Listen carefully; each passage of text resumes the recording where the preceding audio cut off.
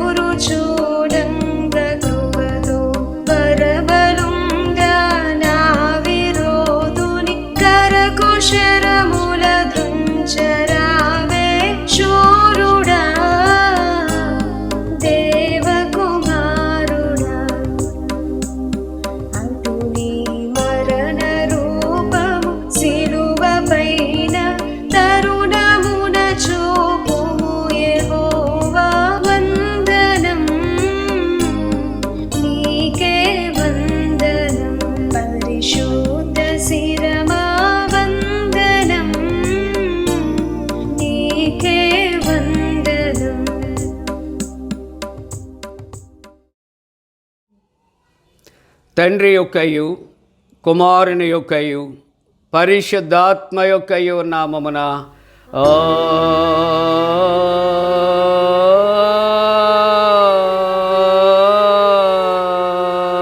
ఆమేన్. నీ వెలుగును నీ సత్యమును బయలుదేర చేయము, అవి నాకు త్రోవ చూపును.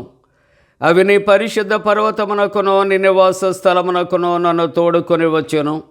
అప్పుడు నేను దేవుని బలిపీఠమునద్దకు నాకు ఆనంద సంతోషములు కలుగు చేయు దేవుని యొద్దకు చేరదును.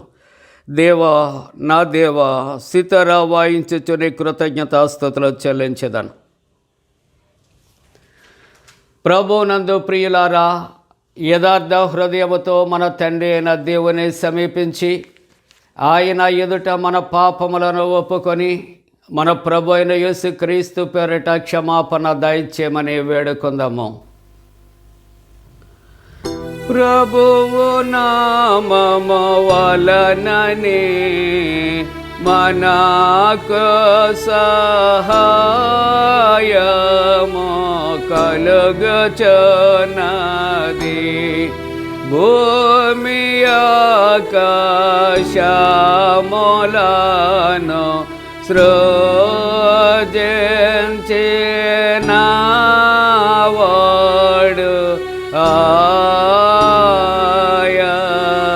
ఆయనే. ప్రభువు సన్నిధిని నాయతి క్రమములు నేను ఒప్పుకొందు నన్ను కొంటిని. నీవు నా పాపదోషము పరిహరించేయున్నావు.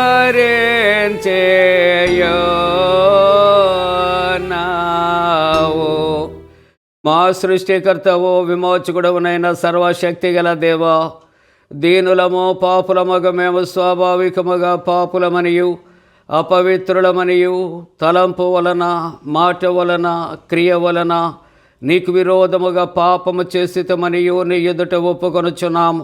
కావున మేము మా ప్రభు అయిన యేసుక్రీస్తు నిమిత్తమున నీ కృపను వెదకుచు వేడుకొనుచు మితిలేని కరికరము గల నీ యొద్దకు ఆశ్రయమునకే వచ్చుచున్నాము.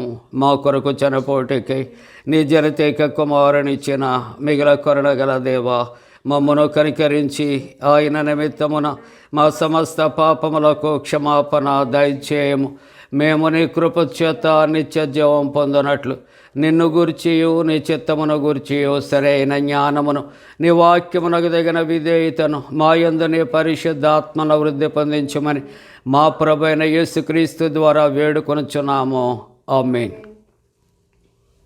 మన పరలోకపు తండ్రియగు సర్వశక్తి గల దేవుడు మనను కనికరించి మన కొరకు చనిపోటుకే తన ఏక కుమారునిచ్చి ఆయన మూలమున మన పాపములన్నిటినీ క్షమించుచున్నాడు. ఆయన నామమందు విశ్వాసముంచు వారికి దేవుని కుమారులగుటకు అధికారం ఇచ్చుచు వారికి తన పరిశుద్ధాత్మను అనుగ్రహించును. నమ్మి బాప్తిస్మం పొందినవాడు రక్షించబడును. ఓ ప్రభువా, ఈ రక్షణ మా అందరికీ దయచేయము.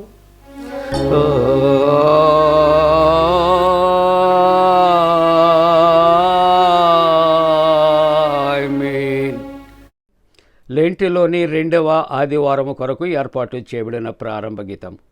యెహోవా, నీ కరుణాతిశయములను జ్ఞాపకము చేసుకునము, నీ కృపాతిశయములను జ్ఞాపకము చేసుకునము.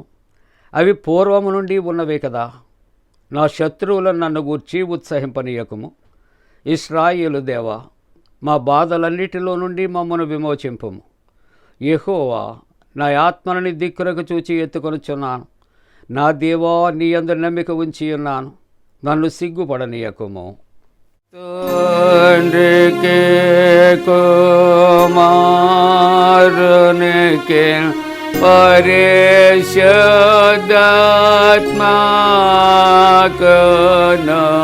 ఆదియందు ఎప్పుడు ఎల్లప్పుడు యుగ యుగములందుండునట్లు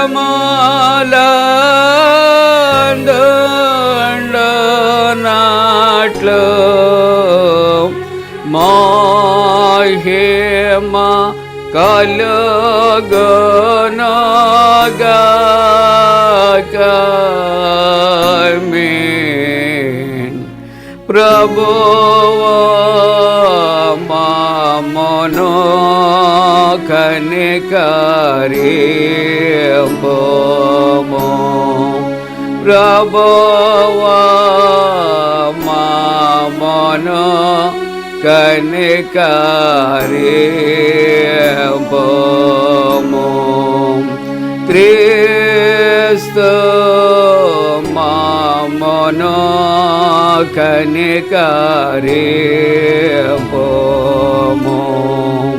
క్రీస్తు మమ్మును కనికరింపుము. ప్రభువా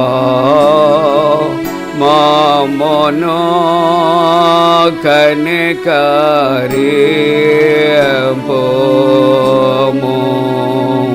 ప్రభువా మమ్మును కనికరింపుము.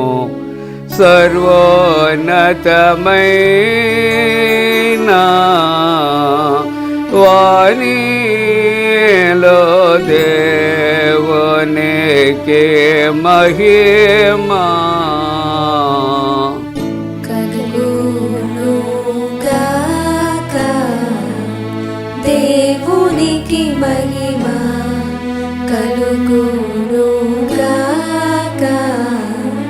కలుగునున్నతమైన ఘనస్థలమునందున ఇలాకు సమాధానం నరులకాయనదాయ.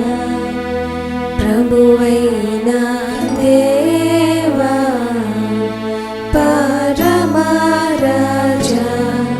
సర్వ పరిపాల పరిపూర్ణ శక్తి గల పరమజనకా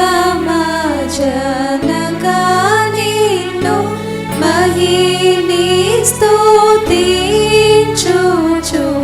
మరి పొగడుచున్నాము.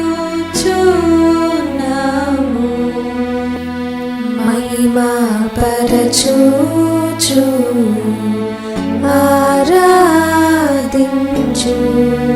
ఆరాధించుచున్నాము నిన్ను. మహిమాతిశయమును మదితలంచియు నీకు మహిమా స్తుతి కృతజ్ఞతానిచ్చుచున్నాము. ఏకకుమారా యేసు ప్రభువా యెహోవా తనయ లోక పాపము మోయు ఏక దేవుని గొర్రె పిల్ల మమ్మును కనికరించుము చల్లగా. లోక పాపములు మోసుకపోవు యేసు రక్షక. వాసిగా జనకుని కుడివైపున కూర్చుండు యేసు మా ప్రార్థన నిలిచి కనికరించు. పరిశుద్ధుడవు ప్రభుడవు నీవు.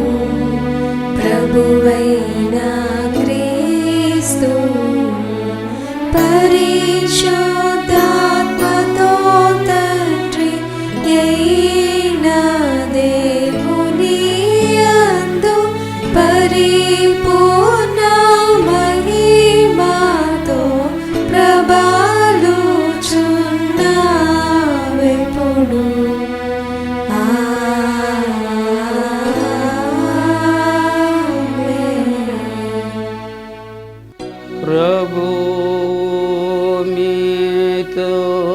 నుండుగాక.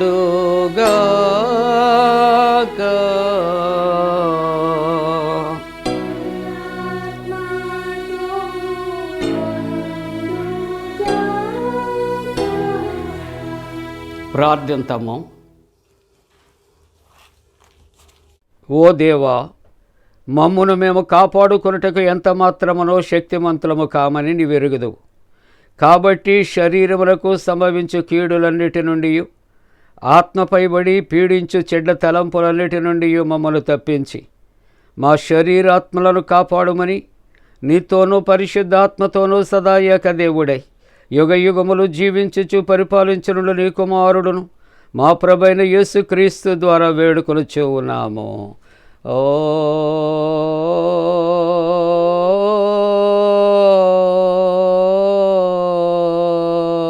ఆమేన్. ప్రియులారా, లెంటులో 2వ ఆదివారము కొరకు ఏర్పాటు చేయబడినటువంటి పరిశుద్ధ లేఖన భాగాలు చదవగా విందాం.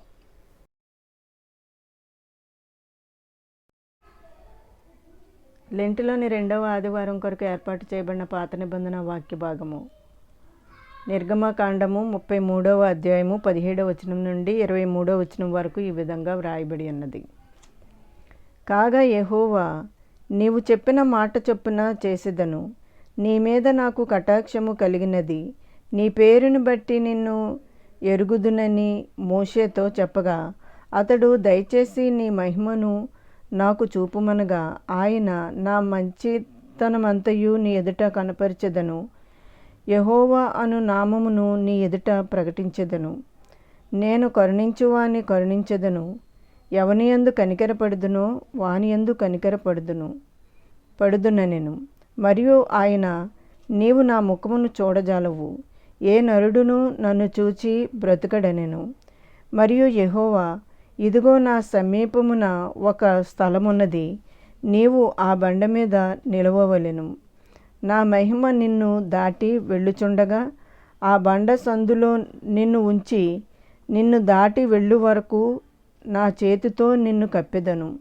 నేను నా చెయ్యి తీసిన తరువాత నా వెనుక పార్శ్వమున చూచెదవు, కానీ నా ముఖము నీకు కనబడదని మోషేతో చెప్పెను. ఇంతటితో ఈ వాక్య భాగం ముగియుచున్నది. పరిశుద్ధుడవగు దేవా, పావన శక్తుడ దేవా, పావన మార్చ దేవా, మమ్మును కనికరింపు.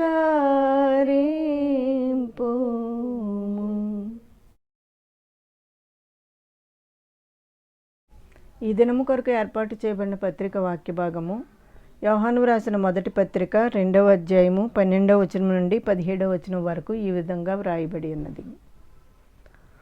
చిన్నపిల్లలారా, ఆయన నామమును బట్టి మీ పాపములు క్షమింపబడినవని గనుక మీకు వ్రాయిచున్నాను.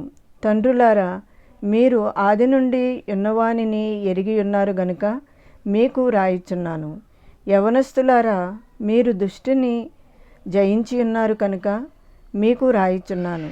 చిన్నపిల్లలారా, మీరు తండ్రిని ఎరిగి ఉన్నారు గనుక మీకు రాయిచున్నాను. తండ్రులారా, మీరు ఆది నుండి ఉన్నవానిని ఎరిగి ఉన్నారు గనుక మీకు రాయిచున్నాను.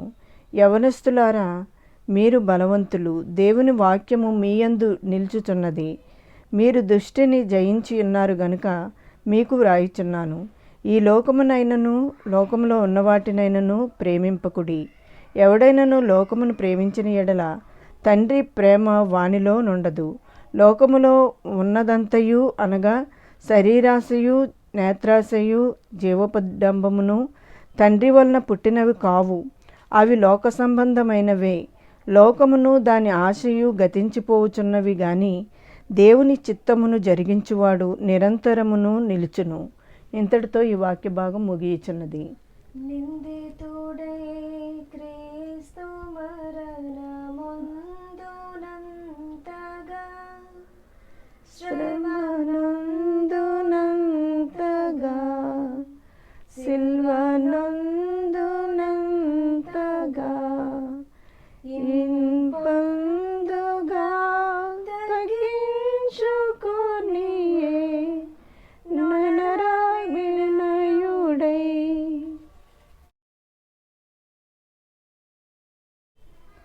ఈ దినము కొరకు ఏర్పాటు చేయబడిన సువార్త వాక్య భాగము పరిశుద్ధుడైన లూకా రాసిన సువార్త 10వ అధ్యాయము 17వ వచనం నుండి 23వ వచనం వరకు ఈ విధంగా వ్రాయబడి ఉన్నది. ఓ ప్రభువా నీకు మహిమ కలుగునుగాక.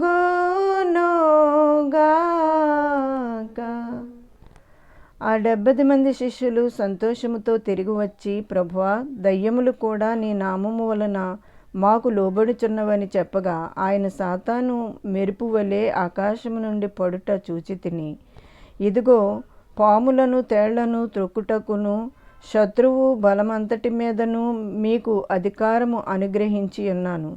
ఏదియు మీకెంత మాత్రమును హాని చెయ్యదు. అయినను దయ్యములు మీకు లోబడుచున్నవని సంతోషింపక, మీ పేరులు పరలోకమందు వ్రాయబడి ఉన్నవని సంతోషించుడని వారితో చెప్పెను.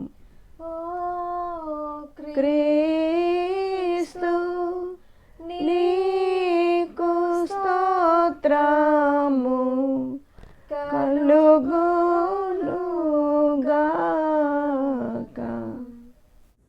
అపోస్తుల విశ్వాస ప్రమాణాన్ని ఒప్పుకుందాం. భూమి ఆకాశములను సృజించిన సర్వశక్తి గల తండ్రి అయిన దేవుని నమ్ముచున్నాను. ఆయన కుమారుడును మన ప్రభు అయిన యేసుక్రీస్తు నమ్ముచున్నాను. ఈయన పరిశుద్ధ ఆత్మలను గర్భమున ధరింపబడి కన్య అయిన మరియకు పుట్టి పొంతి పిలాతు అధికారము క్రింద శ్రమపడి సిలువేయబడి చనిపోయి సమాధి చేయబడిననియు అదృశ్యలోకములోనికి దిగిననియు చనిపోయిన వారిలో నుండి 3వ దినమున లేచి పరలోకమునకెక్కి సర్వశక్తి గల తండ్రి దేవుని కుడి చేతి వైపున కూర్చుండి ఉన్నాడని సజీవులకును మృతులకును తీర్పు చేయటకు అక్కడ నుండి వచ్చినని నమ్ముచున్నాను. పరిశుద్ధాత్మ నమ్ముచున్నాను.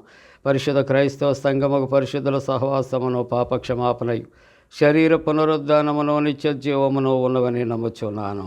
ఆమేన్. సిలువే నా శరణు నాయనురా, నీ సిలువే నా శరణు నాయనురా. సిలువయందే ముక్తి బలము చూచితి రాని, సిలువే నా శరణు నాయనురా. సిలువను వ్రాలేసు పలికిన పలుకులందు విలువలేని ప్రేమామృతము గ్రోలితి రాని, సిలువే నా శరణు నాయనురా. సిలువను చూచుకొలది శిల సమానమైన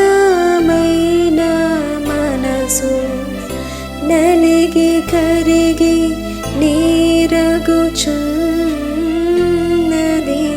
రాని, సిలువే నా శరణు నాయనురా. సిలువను దరచేతరచితి విలువ కందగరాని నీ కృప, కలుషమెల్లను పాపగ చాలును రాని, సిలువే నా శరణు నాయనురా. పలువిధ పదములరసి ఫలితమేమీ గానలేక, సిలువ ఎదుటను నిలచి నాడను రాని, సిలువే నా శరణాయనురా శరణు యేసు శరణు శరణు శరణు శరణు నా ప్రభువ దురిత దూరుడ నీదరి చేరితి రాణి సిలువే నా శరణాయనురా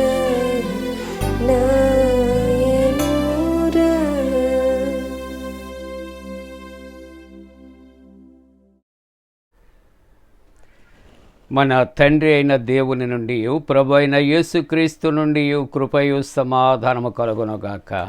ఆమేన్.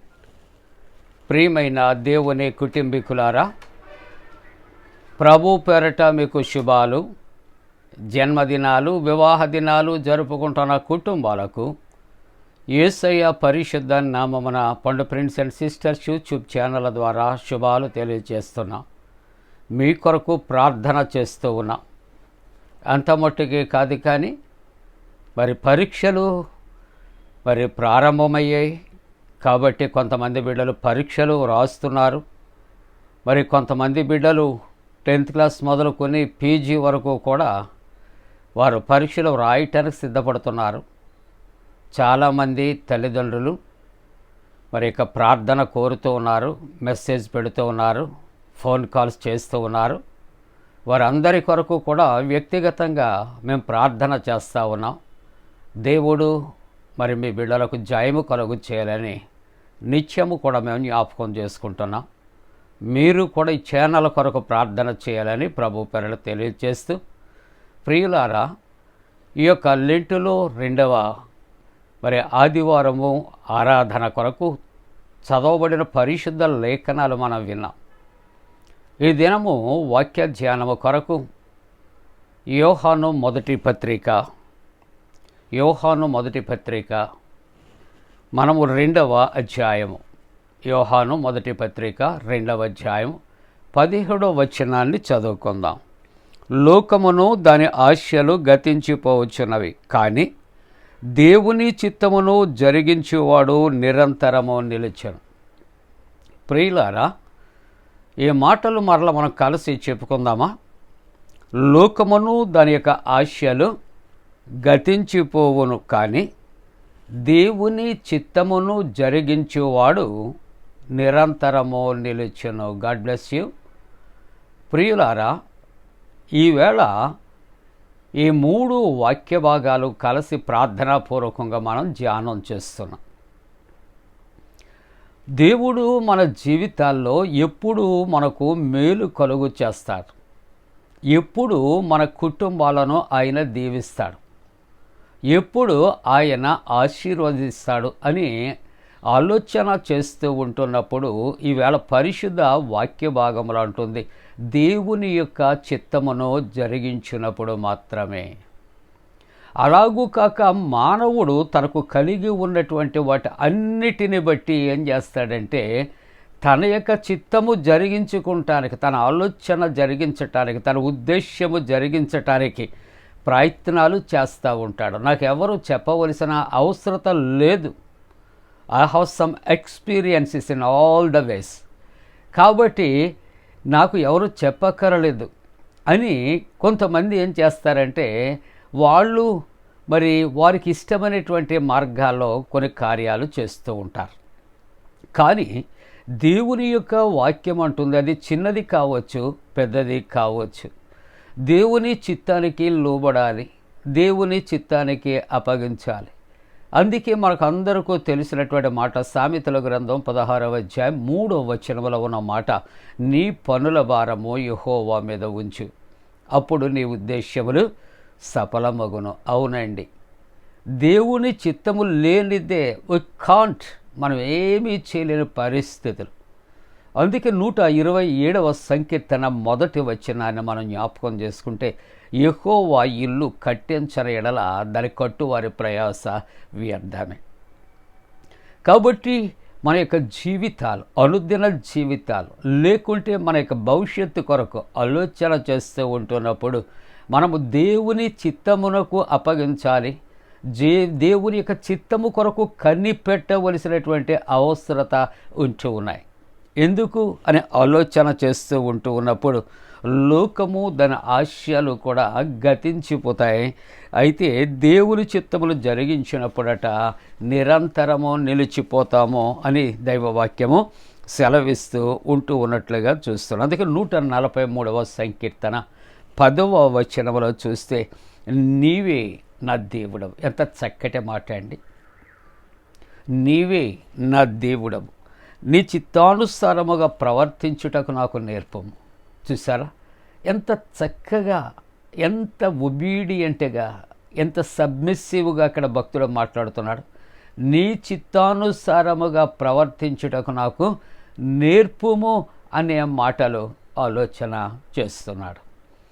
మరి 121వ కీర్తనలో కూడా భక్తుడు ఒక చక్రవర్తిగా ఉన్న వ్యక్తి తన చిత్తాన్ని తాను జరిగించటం లేదు, కానీ దేవుని చిత్తము కొరకు ఎదురు చూస్తే ఏమంటున్నాడో చెప్పండి.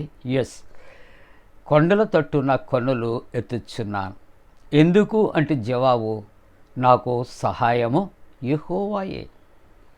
కాబట్టి మనకు సహాయకుడుగా ఉన్నటువంటి దేవుని చిత్తము కొరకు మనము అప్పగించాలి, ఎదురు చూడవలసినటువంటి అవసరత ఉంటూ ఉన్నది అనే మాటలు తెలియజేస్తూ మత్తయి సువార్త 7వ అధ్యాయం 21వ వచనంలో కూడా ప్రభువా ప్రభువా అని పిలిచి ప్రతివాడు పరలోక రాజ్యములో ప్రవేశించలేడు, కానీ పరలోకమందున్న తన తండ్రి చిత్త ప్రకారము ఎవరైతే జీవిస్తారో నడుచుకుంటారో వారు మాత్రమే ప్రవేశిస్తారు అని దేవుని యొక్క వాక్యము రాయబడుతున్నది. ప్రియులారా, మత్తయి సువార్తలో 6వ అధ్యాయంలో ఇక్కడ యేసుక్రీస్తు ప్రభువు తన శిష్యులకు ప్రార్థన ఆయన నేర్పించాడు.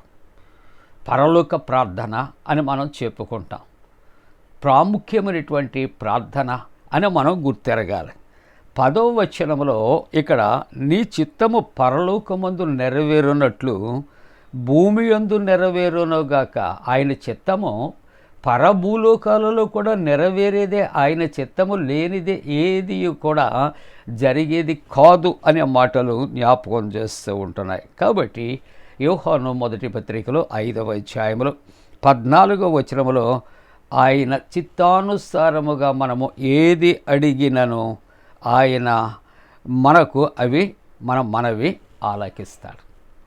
మనము ఆయన చిత్తానుసారముగా మనము అడగవలసినటువంటి అవసరత ఉంటున్నది. పాత నిబంధన గ్రంథంలో, రాజుల మొదటి గ్రంథంలో మనం 3వ అధ్యాయంలో చూస్తూ ఉంటున్నప్పుడు అక్కడ మరి కింగ్ సాల్మాన్ని యెహోవా దేవుడు గిబియోనునికి ఏం కావాలంటే నాకు వివేచన కలిగిన హృదయం, ఆయనకది యోగ్యమైనటువంటిదిగా అది అగుపడింది. దేవుని చిత్తాన్ని తను కోరుకుంటున్నట్లుగా ఆయన కనుగొన్నాడు. కాబట్టి అడిగినది అడగనది ఆయన అనుగ్రహించాడు అనే మాట. అందుకనే ఆయన చిత్తానుసారముగా మనం ఏది అడిగినప్పటికీ కూడా ఆయన మన యొక్క మనవి ఆలకించి ఆయన ఏం చేస్తాడు, ఆయన దానిని దయచేయగలిగినటువంటి దేవుడుగా మనము చూస్తూ ఉంటున్నాం. యోహాను మొదటి పత్రికలో మనము 2వ అధ్యాయములో 17వ వచనములో చూస్తూ ఉంటున్నప్పుడు లోకము అందరి ఆశలు గతించిపోతాయి. ఎందుకు అని ఆలోచన చేస్తే 2వ అధ్యాయం 16వ వచనములో చూస్తే లోకములో ఉన్నదంతయు కూడా ఆయన 3 మాటలు చెప్తున్నాడు. శరీరాశ చెప్పండి, నేత్రాశ, జీవపు డంబం. ఈ లోకములో ఉన్నదంతా కూడా ఇటువంటివే.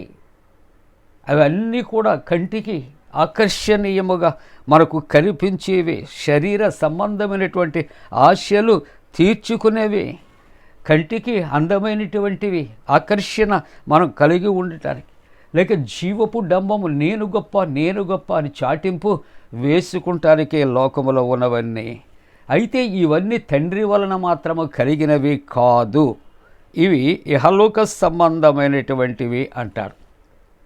కాబట్టి ఈ లోక సంబంధమైనటువంటి ఏమైపోతాయి అని ఆలోచన చేస్తున్నాడు. 15వ వచనంలో అంటాడు, ఈ లోకమునైనాను లోకములో ఉన్న వాటినైనాను మీరు ప్రేమించొద్దు.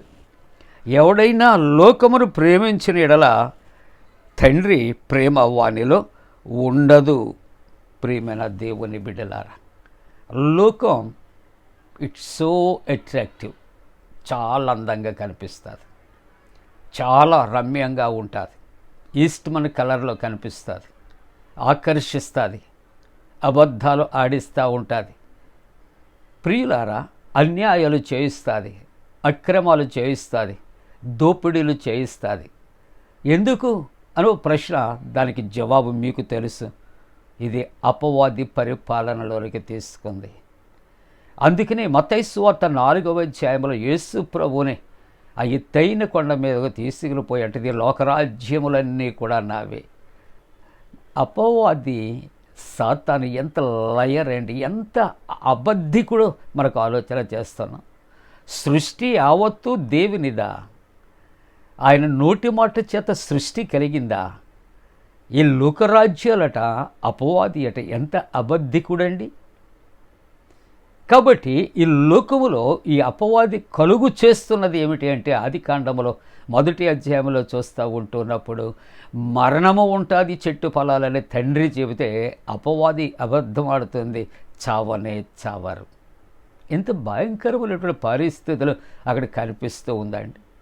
కాబట్టి లోకము అందులో ఆశలు గతించిపోతాయి, కానీ దేవుని మాటలు స్థిరముగా నిలిచిపోతాయి అనే మాటలు జ్ఞాపకం చేసి ఉన్నారు. అందుకని యోహాను 1వ పత్రికలో మనము 5వ అధ్యాయం 19వ వచనంలో మనం చూస్తూ ఉంటూ ఉన్నప్పుడు లోకమంతయు దుష్టుని యందు ఉన్నదని మనము ఎరుగుదము. లోకమంతయు కూడా ఎవరి యందు ఉందట అండి? దుష్టుని యందు ఉన్నది అని మనము ఎరుగుదుము అని దేవుని యొక్క వాక్యము సెలవిస్తూ ఉంటూ ఉన్నది ప్రియులారా. కాబట్టి ఈ యొక్క మరి లెంటులో 2వ ఆరాధనలో పాల్గొన్నటువంటి మనకు దేవుని యొక్క వాక్యము ఏమని హెచ్చరిక చేస్తుంది అని ఆలోచన చేస్తూ ఉంటున్నప్పుడు, లోకాన్ని నువ్వు నమ్మొద్దు, దాని ఆశలు గతించిపోతాయి, కానీ నువ్వు దేవుని చిత్తమును నువ్వు జరిగించేవాడుగా నీవు ఉండాలి. దేవుని యొక్క చిత్తము అబ్రహామా అని పిలిచాడు. అబ్రహాముకు దేవుడు కొంత పనిని అప్పగించాడు.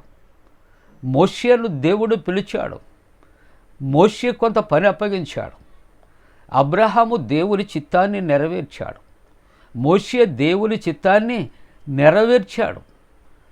నినివే పొమ్మని యోనాని పిలిచాడు, అతడు దేవుని చిత్తాన్ని త్రోసిపుచ్చాడు. అతడు కొంత శ్రమ అతడు అనుభవించవలసినటువంటి అవసరత వచ్చినట్లుగా మనము చూస్తూ ఉంటూ ఉన్నాం. ఈ భూలోక సంబంధమైనటువంటి జీవితములో మానవుడు దేవునికి లోబడాలి, దేవుని యొక్క చిత్తానికి లోబడవలసినటువంటి అవసరత, ఆయన మాటకు లోబడవలసినటువంటి అవసరత ఉంటూ ఉన్నది ప్రియులారా.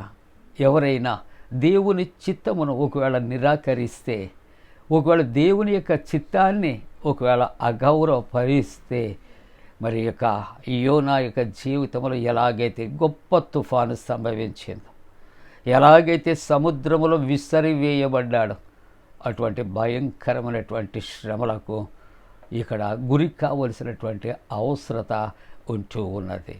ఒకవేళ ఈ లోక సంబంధంగా ఈ యొక్క మరి జీవితంలో అపవాది అనేక రకాల ఆశలు ఒకవేళ నీకు కలిగిస్తాయేమో, కానీ నీవు ఆ ఆశలకు ఒకవేళ నీవు దాసోహమ చేసి నీవు అపవాదికి నీవు ఇదిగో ఒక భక్తుడుగా నువ్వు మిగిలిపోతే జాగ్రత్త, అది నిన్ను నట్టి ఏటులో ముంచేస్తుందనే ఈ యొక్క పద్ధతులు ఇక్కడ జ్ఞాపకం చేస్తున్నాయి. అందుకని లోకము ఈవేళ ఉన్న అందచందాలు కాదు, సుధుమ గుమార యొక్క జీవితాన్ని చూస్తే అది అగ్నితో కాల్చబడినట్లుగా మనము చూస్తూ ఉంటూ ఉన్నాం. ప్రియులారా, ఈ పరిశుద్ధ గ్రంథంలో మనం అనేకమైనటువంటి పరిస్థితులు మనం చూచాం. వారు కూడా దైవ చిత్తానికి లోబడక వారు తమ చిత్తాన్ని నెరవేర్చుకునే ప్రయత్నాలు వారు చేశారు. ఉదాహరణకు బాబేలు గోపురము కొరకు మనకు తెలుసు. దేవుని చిత్తము, దేవుని యొక్క ఇష్టత లేక వారు కట్టాలనే ప్రయత్నం జరిగింది, కానీ కుప్ప కూలిపోయినట్లుగా మనము చూస్తూ ఉన్నాం. మన జీవితాల్లో మనం ఆశీర్వదించబడాలి, మనం దీవించబడాలి, మనం నిత్యత్వంలో ప్రవేశించాలి, మనం విశ్వాసులముగా మనం తీర్చబడాలి అంటే దేవుని యొక్క చిత్తానికి మాత్రమే మనము తల వంచవలసినటువంటి పరిస్థితి ఉంటుంది. అందుకని మనకు తెలిసిన ఈ మాటలు చెప్పుకోవాలి. యోహాను సువార్త 2వ అధ్యాయం మనం 11 వచనాల్లో కూడా అక్కడ ద్రాక్షారసం అయిపోయింది అని తల్లి అయిన మరియ దగ్గరికి వెళ్ళినప్పుడు, మరియ కుమారుడని క్రీస్తు ప్రభును చూపెట్టినప్పుడు, కుమారుడని క్రీస్తు ప్రభు చెప్పినటువంటి మాట, ఆ బాణలు నీటితో నింపండి. వాళ్ళు ఎదురు తిరగలేదు, ఎదురు ప్రశ్న వేయలేదు. అయ్యా మేము అపహాస్యం చేయబడతామేమో, విందుకు ద్రాక్షారసం అయిపోయింది, జనాలు తండోపతండాలుగా వచ్చేస్తూ ఉన్నారు, నిన్ను మేము వేడుకుంటూ ఉంటే నీవు నీళ్లతో ముంచమంటున్నావేంటి అని వారు వాదన చేయలేదండి. దేవుని చిత్తానికి వారు అప్పగించుకున్నారు, దేవుని చిత్తాన్ని అంగీకరించారు, దేవుడు చెప్పినట్లు చేశారు.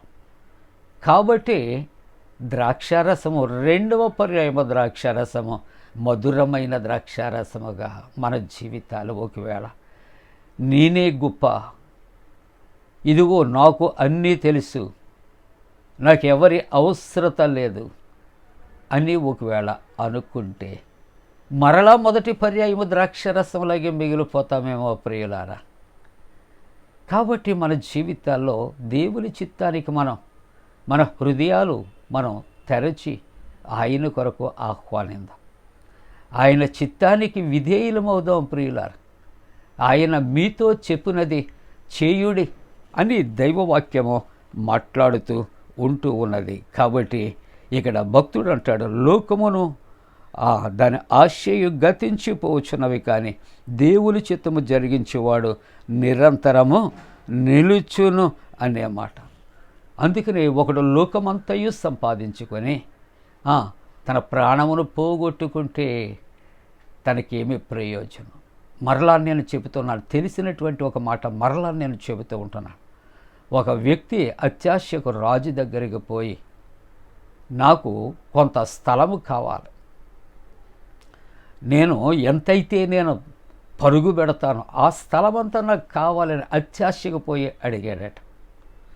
సరే, నువ్వు ప్రొద్దుట ఈ సమయం మొదలుకొని సాయంకాలం ఈ సమయం వరకు ఎంత తిరిగితే నీకు అంతా ఈ యొక్క స్థలము నీకు నేను ఇస్తాను.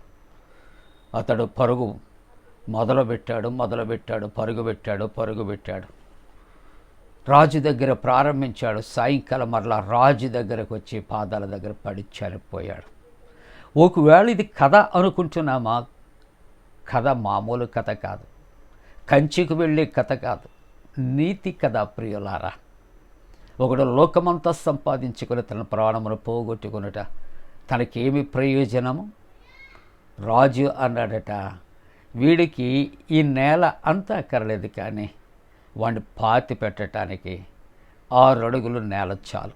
అవును ప్రియులారా, పెద్దలు ఎంత అనుభవంగా చెబుతూ ఉంటారు. మానవుని యొక్క ఈ యొక్క పొట్ట ఆకలి క్షుద్బాధ అదేట జానెడు పొట్ట అంటారు, చాలా చక్కగా చెబుతారు. జానెడు పొట్ట. మానవుడు లోకయాత్ర ముగించినప్పుడు మోసుకుని పోతానికి 4 కావాలట. కానీ లోకములో మానవుడు ఏం చేస్తాడు? జానెడు పొట్ట పోషించుకుంటానికి శరీరాశ నేత్రాశ జీవపు డంబానికి దాసోహము చెంది నీతో ఉండేటువంటి వారు నువ్వేం చేస్తున్నావంటే నువ్వు పోగొట్టుకొని లోకాన్ని సంపాదించాలి అనుకుంటున్నావు. కానీ ఆ లోకము నీకు నాకు మనకెవరికి కూడా శాశ్వతము కాదు, అశాశ్వతము. కనుక దైవవాక్యం అంటుంది దేవుని చిత్తమును మనము జరిగించు వారముగా ఉండాలి అని మొదటి వాక్య భాగములో ఇక్కడ భక్తుడు సెలవిస్తూ ఉంటున్నట్లుగా చూస్తూ ఉంటున్నాం. ఇక రెండవ వాక్య భాగములో లూకాసు వార్త 10వ అధ్యాయం 17వ వచనం నుండి 20వ వచనం వరకు మనం చదువుకున్నాం. 20వ వచనములో ఇక్కడ శిష్యులట దయ్యములు మీకు లోబడుచున్నవని సంతోషింపక యేసు ప్రభు దగ్గరికి వచ్చి మాకు దయ్యములు లోబడుచు ఉన్నవి నీ పేరట అని వారు చాలా సంతోషపడిపోతూ ఉంటున్నారట. అయితే యేసు ప్రభు అంటాడు, దయ్యములు లోబడుచున్నవని మీరు సంతోషింపక మీ పేర్లు పరలోకమందు వ్రాయబడి ఉన్నవని సంతోషించండి. అంటే లోక సంబంధంగా నేను ఎంత సంపాదించానో అంత సంపాదించాను, నా స్టేటస్ మారిపోయింది, నా లెవెల్ మారిపోయింది, నా చుట్టూ బంధుమిత్రులు మారిపోయారు, స్నేహితులు మారిపోయారు, ఎప్పుడూ నా వెనకాల ఎంత ఫాలోయింగ్ ఉంటుంది అని ఒకవేళ అనుకుంటే ఈవేళ ఈవెన్ దో మై సెల్ఫ్ నాతో కూడా ప్రభు అంటున్నాడు, ఇంత వీటిని చూచి నీవు సంతోషించవద్దు, ఇదంతా లోకములో భాగమే. లోకము అందరి ఆశలు అనగా లోకములో ఉన్నవారు ఒక దినాన్ని గతించిపోతారు. చరిత్రకారులు గొప్ప గొప్పవారు గతించిపోయారు. పరిశుద్ధ గ్రంథములో ఉన్న పరిశుద్ధుల భక్తులు ఎంతోమంది గతించిపోయారు. కాబట్టి స్వస్థత పొందారు అనేసి నీవు సంతోషించవలసినటువంటి అవసరత లేదు. కానీ మీ పేర్లు ఎక్కడ ఉండాలి? పరలోకములో ఉండాలని ప్రభు వారితో చెబుతున్నట్లుగా చూస్తూ ఉంటున్నాం. పోనీ వీరు తమ యొక్క అధికారాన్ని బట్టి వారు దయ్యాలను వారు విడువ పోగొట్టగలిగారా, స్వస్థతలు చేయగలిగారా అంటే అది వారిది కూడా కాదు, దేవుడు ఇచ్చిన అధికారము. ఇక్కడ ఈ రెండవ భాగంలో అంటే ద విల్ ఆఫ్ గాడ్, మొదటి వాక్య భాగంలో విల్ ఆఫ్ గాడ్, రెండవ వాక్య భాగంలో విల్ ఆఫ్ గాడ్, దేవుని యొక్క చిత్తం. వీళ్ళు వారి యొక్క శక్తి సామర్థ్యాలు, వారి భక్తి, వారి విశ్వాసాన్ని బట్టి వారు ఇట్ ఈస్ స్వస్థత కార్యాలు చేయలేదు. కానీ మత్తయి సువార్త 10వ అధ్యాయం మొదటి వచనములో మనం చూస్తే ఆయన తన 12 మంది శిష్యులను పిలిచి అపవిత్రాత్మలను వెళ్ళగొట్టుటకును ప్రతి విధమైన రోగమును ప్రతి విధమైన వ్యాధిని స్వస్థపరచుటకు వారికి అధికారం ఇచ్చాను. నేనండి ప్రార్థన చేస్తున్నానండి, మీకేమీ లేదు, మీకు అన్నీ మీరేమనుకుంటే అన్నీ జరిగిపోతాయి. ఇప్పుడట నేను ప్రార్థన చేస్తా ఉన్నాను, నేను ఒక సాధనము మాత్రమే. చివర మనం దేనితో ముగిస్తామంటే యేసు క్రీస్తు ప్రభు వారి పరిశుద్ధ నామమున వేడుకొలుచున్నాము. నేను అనే వ్యక్తి ఎవరైనా కావచ్చు. దేవునికి మనము ప్రార్థించి ఎవరు కోరుకున్నారో వారికి మధ్యవర్తులుగా ప్రార్థన చేస్తాం. అది ప్రభు పరలోకము నుండి విని దానికి జవాబిస్తున్నాడు తప్ప నేను చేసినటువంటి ప్రార్థనను బట్టి మాత్రము కాదు. ఇక్కడ శిష్యులు 12 మంది, ఈ రెండవ భాగంలో 70 మంది వచ్చి ఉబ్బి తబ్బిబ్బైపోతుంటే యేసు ప్రభు అంటూ ఉన్నటువంటి మాటలు ఆయన మీరు ఇక్కడ స్వస్థపరిచినందుకు కాదు, కానీ మీ పేర్లు పరలోకమందు ఉన్నాయి అని మీరు సంతోషపడాలి. పోనీ వాళ్ళకు ఉన్నటువంటి ఎబిలిటీని బట్టా, భక్తిని బట్టా, లేకుంటే వారికి ఉన్న అధికారాన్ని బట్టి స్వస్థపరిచారట, అది కూడా కాదు. అది కూడా తండ్రి అయిన దేవుడు వారికి అధికారం ఇచ్చాడట. అందుకని ఆయన 12 మందిని పిలిచి అపవిత్రాత్మలను వెళ్ళగొట్టుటకును ప్రతి విధమైన రోగమును ప్రతి విధమైన వ్యాధిని స్వస్థపరచుటకు వారికి అధికారం ఇచ్చాను. అది కూడా దేవుడే వారికి అధికారము ఆయన ఇచ్చినట్లుగా చూస్తా ఉన్నాం. అంతేకాకుండా 10వ అధ్యాయం 5వ వచనంలో వారికి ఆజ్ఞాపిస్తున్నాడు, నీవు రోగులను స్వస్థపరచు, చనిపోయిన వారిని లేపండి, దయ్యములను వెళ్ళగొట్టండి. ఆయన ఇచ్చినటువంటి అధికారమే కదా. కాబట్టి ఆయన ఇచ్చిన అధికారమును బట్టి వాళ్ళు స్వస్థతలు కలుగు చేశారు. దేవునికి వందనాలు. అయితే ఇక్కడ వారు స్వస్థపరచటానికి కారణం ఇక్కడ వాక్య భాగంలో టాపిక్ మొదటి భాగంలో చెప్పాను విల్ ఆఫ్ గాడ్, రెండవ వాక్య భాగంలో విల్ ఆఫ్ గాడ్. దేవుని యొక్క చిత్త ప్రకారము వాళ్ళు చేయగలిగారు. దేవుని యొక్క ఆజ్ఞకు అధికారానికి లోబడి చేయగలిగారు కనుక వీటన్నిటినీ కూడా వారు స్వస్థతలు, దయ్యాలను వెళ్ళగొట్టడం అనేది జరిగిందనే మాటలు జ్ఞాపకం చేసుకుంటూ ప్రభువు అంటూ ఉన్నాడు. ఇక్కడ మొదటి వాక్య భాగంలో పత్రిక వాక్య భాగాలు మీరు లోకాన్ని ప్రేమించొద్దు, ఇవన్నీ కూడా లోకములో ఉన్నవన్నీ కూడా అపవాది కలుగు చేస్తాయి. ఒకవేళ నేను ప్రార్థన చేస్తాను, నేను స్వస్థపరిచాను, నేను రక్షణలోకి నడిపించాను, నేను ప్రార్థన చేస్తే ఇది వచ్చిందని ఒకవేళ మీరు అనుకుంటున్నారేమో, మీరు భూలోక సంబంధమైనటువంటి అపోహాలలో మాత్రము మీరు ఉండవద్దు. అది దేవుడు వారిని హెచ్చరిక చేస్తూ మేల్కొలుపు వారికి కలిగిస్తూ, మీరు లోక సంబంధమైనటువంటి ఘనతను మీరు కోరుకొనవద్దు, మీ పేర్లు మాత్రము పరలోకములో వ్రాయబడ్డాయని మీరు చేయాలి. 19వ వచనంలో అంటాడు, పాములను త్రేళ్లను త్రొక్కుటకు శత్రువు ఇక్కడ ఆ బలం మనము మీకు ఆ బలమంతటిని నేను ఇస్తూ ఉన్నాను, వాటి మీద మీకు అధికారము ఇచ్చుచున్నాను, ఏదియు మీకు ఎంత మాత్రమో హాని చేయదు, ఏది కూడా మీకు హాని చేయదు అని యేసు ప్రభు ఆ శిష్యులకు అధికారం ఇచ్చి, ఇక్కడ దేవుని యొక్క చిత్తము ప్రకారముగా వాళ్ళు కార్యాలు చేస్తున్నారు తప్ప వాళ్ళ యొక్క స్వచిత్తాన్ని బట్టి కాదు అని 2వ భాగంలో తెలియజేస్తూ, లోక సంబంధమైనటువంటి సంతోషం కాదు, ఇదేదో మీరు గొప్ప చేశారనేసి మీరు పొంగిపోవటం కాదు, కానీ మీరు పరలోకమందున్న తండ్రి చిత్త ప్రకారంగా జరిగించాడు అని మీరు ఆలోచన చేయండి అని ప్రభు సెలవిస్తున్నాడు. 3వ వాక్య భాగంలో నిర్గమకాండం 33వ అధ్యాయం 17వ వచనం నుండి 23వ వచనం వరకు చదువుకో. ఇక్కడ కూడా మోషే దేవుని యొక్క మహిమను చూడగలిగాడు. ఇంతవరకు ఎవరు దేవుని మహిమను చూడలేదు, చూడడు, చూచినవాడు బ్రతకడు.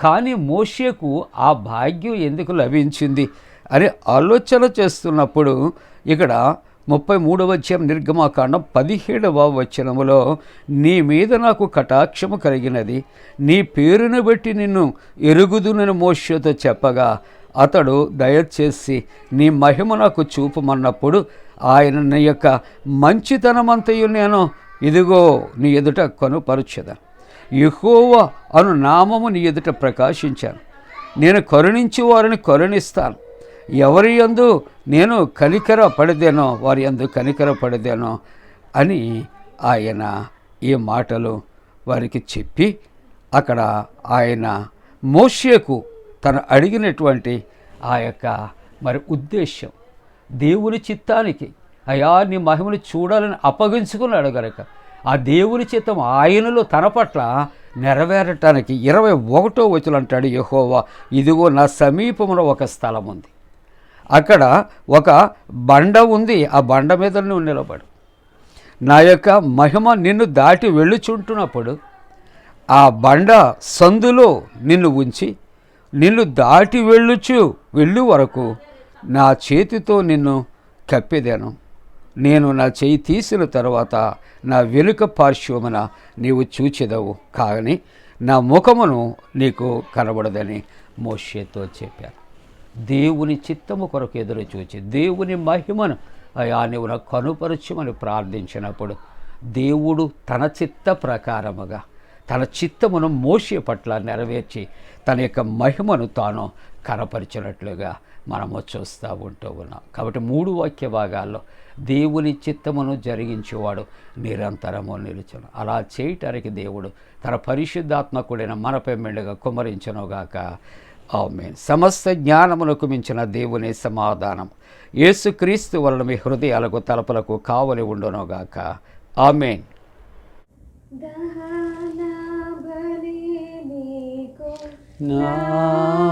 నానిష్టము మరియు దైవ బాలులు విరిగినాయాత్మయే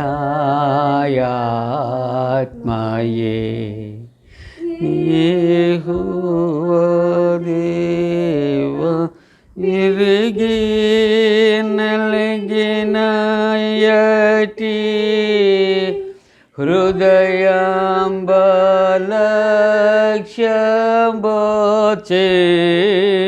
హృదయాంబలక్ష్యంబోచేయవు నీ కటాక్షమోతో సియోనుకు నిపుడి నిన్నరోటోడను మేలు సేయుము. ప్రకటముగను యెరూషలేమునకు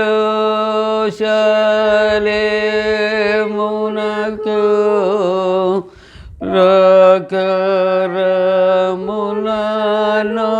కటింపుము అంతటా నీతియుక్తంబులో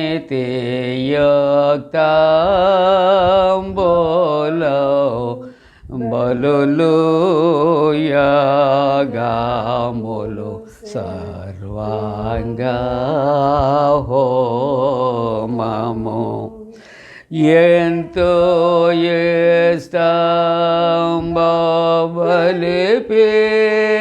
బలిపీఠము మీద ఎన్నో కోడిల జనులర్పింతురు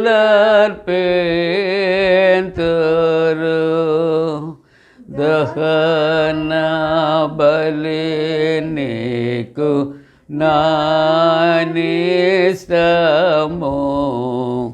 మరియు దైవ బాలలు విరిగిన ఆత్మయే. ప్రియులారా, ప్రార్థన, ప్రభు ప్రార్థన ఆశీర్వాదంతో సెలవు తీసుకుందాం. ప్రార్థింతము. మమ్మలను మిక్కిలి ప్రేమిస్తున్న పరలోకపు తండ్రి, నీకు స్తోత్రాలు. ప్రభువా, నీవిచ్చిన వాక్యము, నీవిత్తిన వాక్యము మాలో పాలించినట్లు కృప చేయండి. వాక్యానుసారమైన జీవితాలు మేము జీవించటం నేర్పించమని ప్రార్థన చేస్తూ ఉంటున్నాం. ప్రభువా, ఇదిగో తండ్రి, మరి ఈ సమయంలో ప్రభువా, ఎవరైతే తండ్రి ప్రార్థన అవసరతలతో నీ సన్నిధిలో ప్రార్థిస్తున్నారో వారందరి కొరకు నాయన మేము ప్రార్థిస్తున్నాం, కలిసి ప్రార్థన చేస్తూ ఉన్నాం. రక్షణ లేని వారికి రక్షణ కలుగు చేయమని ప్రార్థిస్తూ ఉంటున్నాం. ప్రభువా, ఇదిగో తండ్రి నాయన, మరి నీ సన్నిధిలో తండ్రి నాయన నీ కృప కొరకు కనిపెట్టుచు వేడుకొలుచున్నటువంటి ప్రతి ప్రార్థన విజ్ఞాపన ఆలకించి ప్రత్యుత్తరం దాయిచ్చేయమని అడుగుచ్చాను.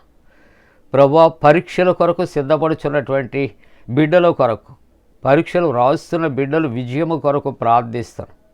ఉద్యోగ ప్రయత్నాల్లో ఉన్న బిడ్డలు, ఇంటర్వ్యూస్లో ఉన్న బిడ్డలు, కౌన్సిలింగ్లో ఉన్న బిడ్డలకు తోడుగా ఉండమని ప్రార్థన చేస్తూ ఉంటున్నాం.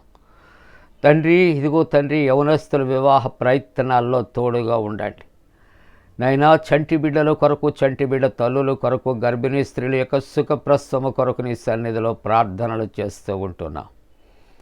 అలాగునే ప్రభా, మణిపూర్లో ఉన్న క్రైస్తవుల కొరకు, ఇజ్రాయేల్ దేశము కొరకు నీ సన్నిధిలో ప్రార్థిస్తూ ఉన్నాం. దేవా, అనేక మంది వాతావరణంలో కలుగుచున్న మార్పులను బట్టి అనారోగ్యంతో బలహీనులుగా ఉంటుండగా వారిని కూడా దర్శించండి, స్వస్థపరచండి. అలాగే తండ్రి నాయన, ప్రార్థన ద్వారా నాయన మరి నీ యొక్క ప్రభువా దీవెనల కొరకు కనిపెట్టుచున్న ప్రతి ఒక్కరి యొక్క మొర ఆలకించి వారి ప్రార్థన తగినటువంటి ప్రత్యుత్తరము దాయిచ్చేయమని ప్రార్థన చేస్తూ ఉన్నాం.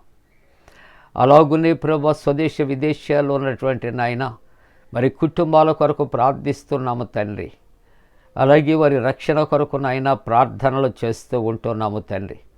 మరి ఒకసారి నా ప్రభువా, ఇదిగో తండ్రి, ఈ యొక్క పండు ప్రిన్స్ అండ్ సిస్టర్స్ యూట్యూబ్ ఛానల్ను దీవించండి నాయన. ఈ ఛానళ్ళ ద్వారా నా ప్రభు అందించబడుచున్నటువంటి సువార్త అనేక మందికి నాయన మేలుకరంగా, నీకు మహిమకరంగా ఉండగలుగునట్లు నాయన మరి కృప చేయమని ప్రార్థన చేస్తున్నా.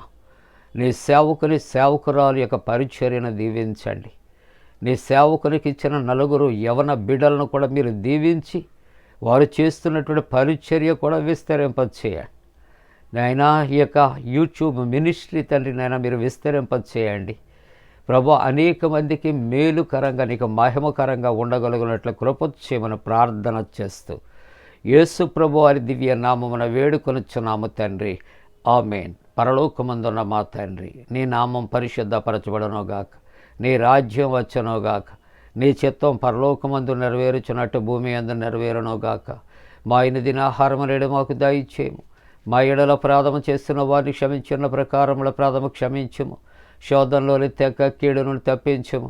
రాజ్యము, శక్తియు, మహిమ నిరంతరము నీవే ఉన్నవి. ఆమేన్.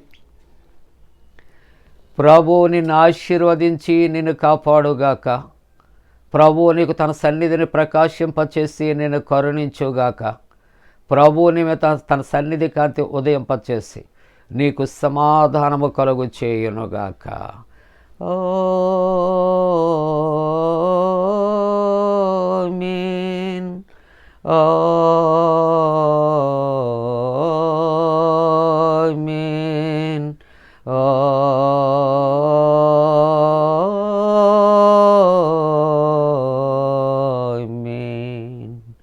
మేలాని యేచు దేవుని స్తుతించు సర్వ సృష్టియు, స్తుతించు మోక్ష సైన్యము, పితృపుత్ర శుద్ధాత్మలను